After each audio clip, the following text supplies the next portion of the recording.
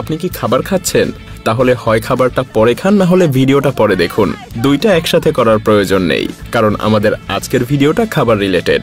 আর এক এক দেশের খাবার যেহেতু এক এক রকম, তাই কে জানে কোনটা আপনার সাথে যাবে না।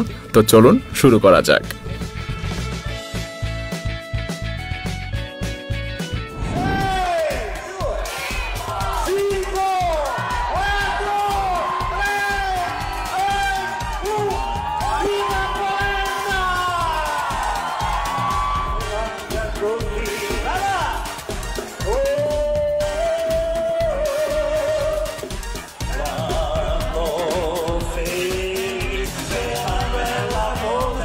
আর্জেন্টিনার মার্সিডেস শহরের বাসিন্দারা বিশ্বাস করে যত বড় খাবার সেটা ততই ভালো, তাই তারা প্রতি বছর তৈরি করে পৃথিবীর সবচাইতে বড় কেক। এটা বানাতে ব্যবহার করা হয় 120 টন ময়দা এবং এর জন্য প্রয়োজন হয়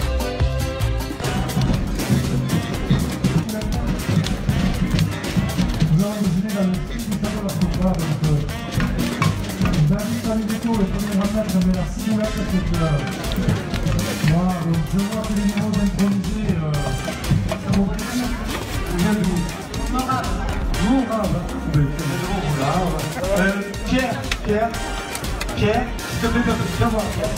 Ou Stéphane Tournier du Jardin de l'Opéra. Allez,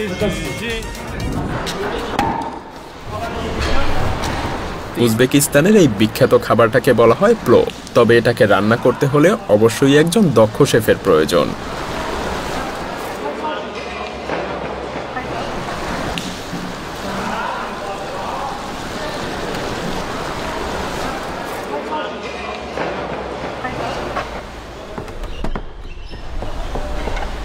চমকপ্রদ মুহূর্ত এখানেই শেষ না।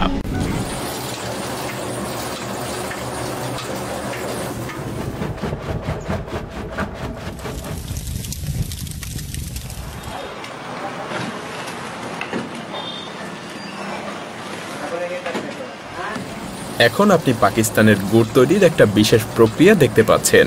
এই গুড় মূলত ভারতে, পাকিস্তানে এবং বাংলাদেশে খুবই জনপ্রিয়।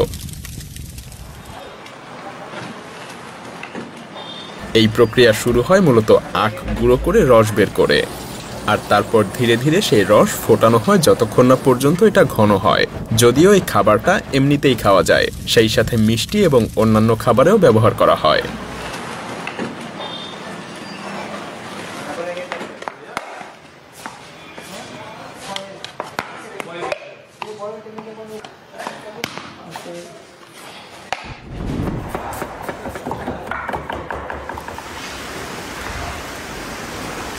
এটা একটা উজবেকিস্তানের ঐতিহ্যবাহী খাবার, যা রান্না করা হয় এই বিশাল পাত্রে।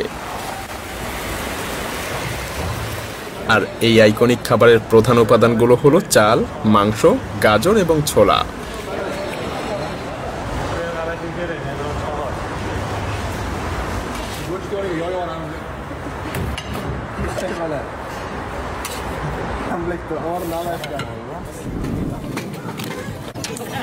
প্রতি বছর জাপান ইমনি স্যুপের জন্য এক বিশাল উৎসবের আয়োজন করে, যা জাপানের তোহেকু অঞ্চলের ঐতিহ্যবাহী একটা খাবার। বহু বছর ধরে জাপানের মানুষেরা বনফায়ারের কাছে বসে শরতের শুরুতে এই স্যুপ রান্না করে খায়।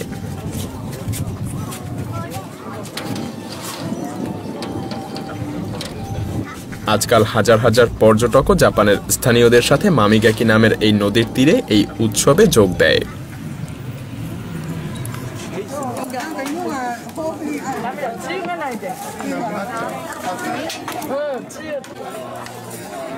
এমনকি এটা তৈরির জন্য একটা এক্সকিউভেটর পর্যন্ত ব্যবহার করা হয়।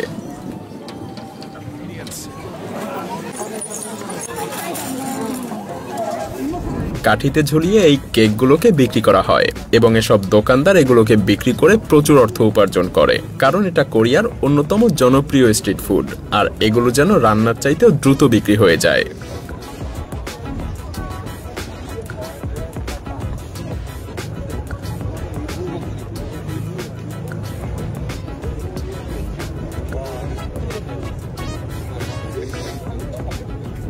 সব স্ট্রিট ফুডই আপনাকে পেট ভরাবে না, কিছু খাবার আপনার মুখে একেবারে নতুন স্বাদ নিয়ে আসবে, যেমন এই ক্যাকটাসের গ্রিল।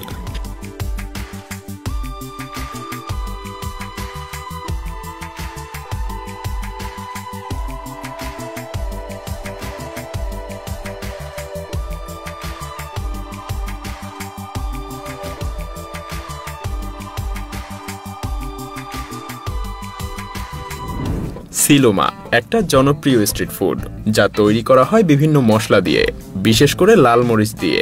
আর শুধুমাত্র প্রকৃত মশলাদার খাবার প্রেমীরাই এটাকে উপভোগ করতে পারবে।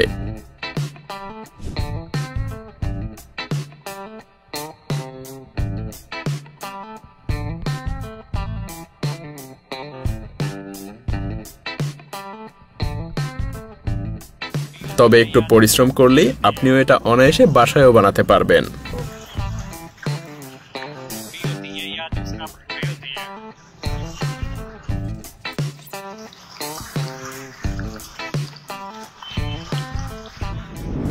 এটা আসলে এক ধরনের রান্নার ট্রিক, আর আপনিও চাইলে তরমুজের মধ্যে হাঁসের মাংস রান্না করে আরো রসালো এবং মজাদার করে রান্না করতে পারেন।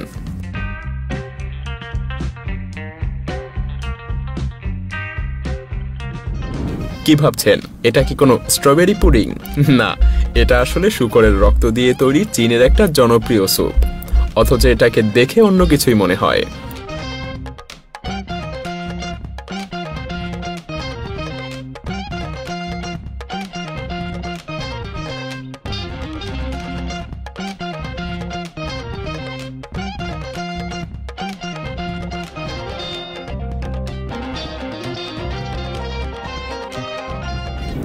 অনেক মানুষই হয়তো এই দোকানটার ধারে কাছেও আসতে চাইবে না, কিন্তু যারা সামুদ্রিক অক্টোপাস আর স্কুইড খেতে ভালোবাসে তারা অবশ্যই লাইনে দাঁড়াবে।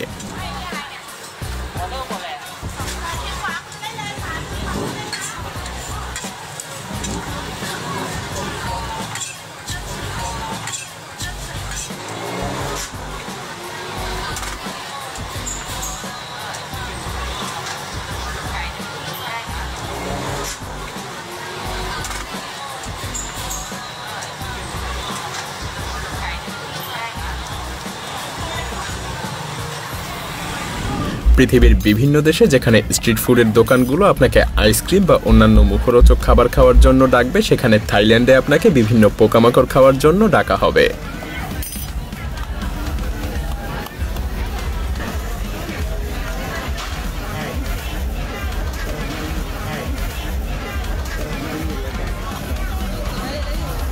They say they taste like nuts. আপনি হয়তো মাংসের কাবাব তৈরি হতে দেখেছেন, কিন্তু কখনো কি দেখেছেন কেক এমন ভাবে তৈরি হতে? হ্যাঁ, ঠিক এভাবেই তৈরি হয় ৩৬ নামের এই খাবার, যেন কাবাব তৈরি করা হচ্ছে।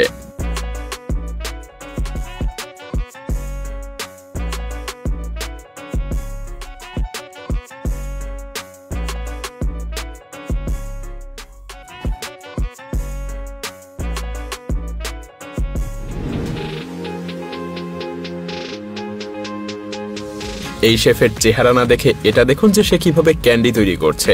হ্যাঁ, এই শেফ যেন ক্যান্ডি তৈরি করাটাকে একটা শিল্পের পর্যায়ে নিয়ে গেছে।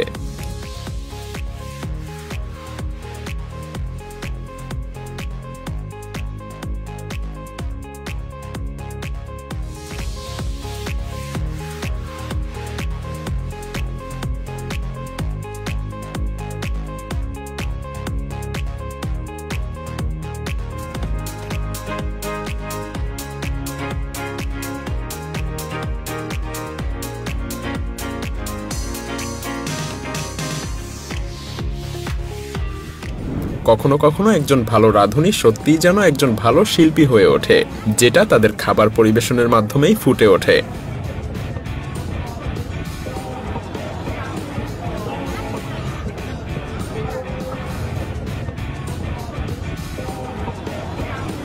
সে এতটাই দক্ষ যে চা বানানোর জন্য তাকে কোনো কিছু চামচ দিয়ে মেপে দিতে হয় না, তার হাত দিয়েই সে সমস্ত উপাদান পরিমাপ মতো খুব সহজেই দিতে পারে। আর তার কিন্তু আরো অনেক স্কিল আছে।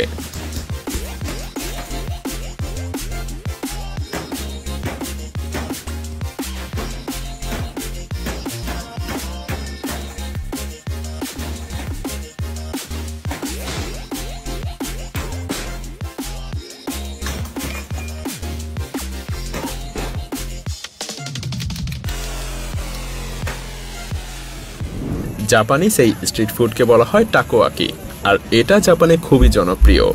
এর মধ্যে থাকে নানা ধরনের সামুদ্রিক মাছ, এমনকি অক্টোপাস পর্যন্ত এতে মেশানো হয়।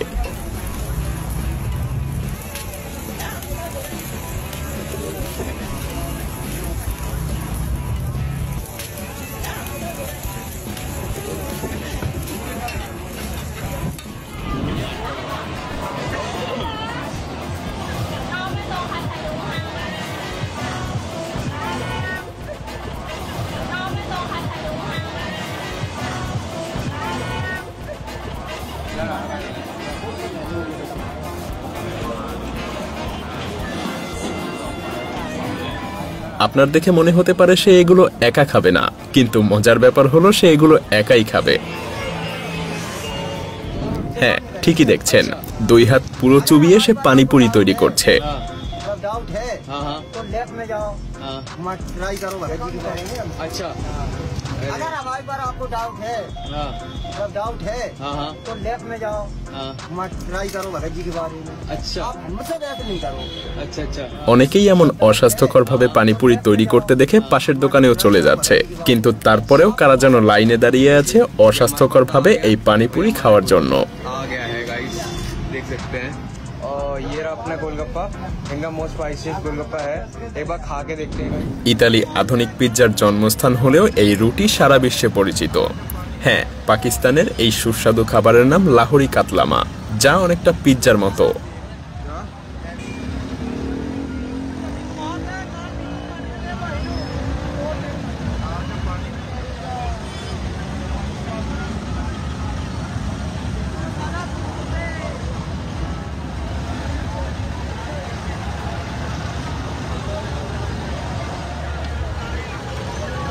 প্রতিটা রাঁধুনি তার নিজের তৈরি সিক্রেট রেসিপি ব্যবহার করে এটা তৈরি করে। আর পিৎজার সাথে এটার প্রধান পার্থক্য হলো এই রুটির টুকরোগুলো বেক করা হয় না, বরং তেলে ভাজা হয়।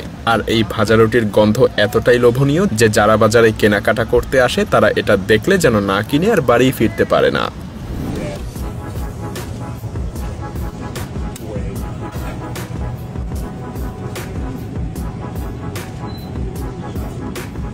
এতগুলো পেপারনি স্লাইস পেতে হলে আপনাকে কয়টা পিৎজা অর্ডার করতে হবে ভেবে দেখেছেন?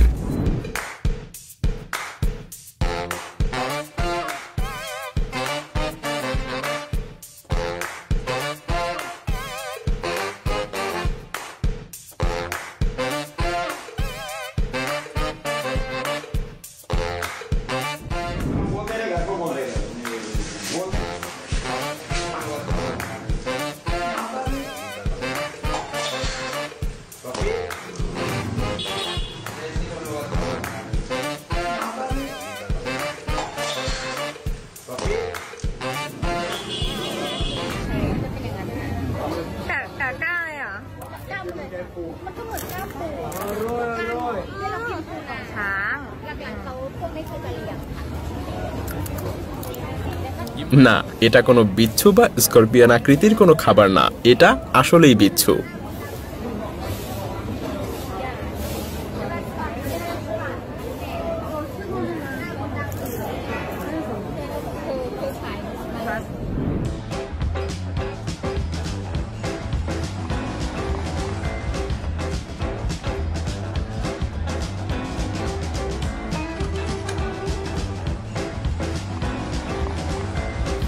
আর এই সসেজ মিশিয়ে তৈরি করা হচ্ছে টোফু নামের খাবার। হ্যাঁ, বিভিন্ন ধরনের সসেজ মেশানোতে যেন এই খাবারটা স্বাদে পরিপূর্ণ হয়ে উঠেছে।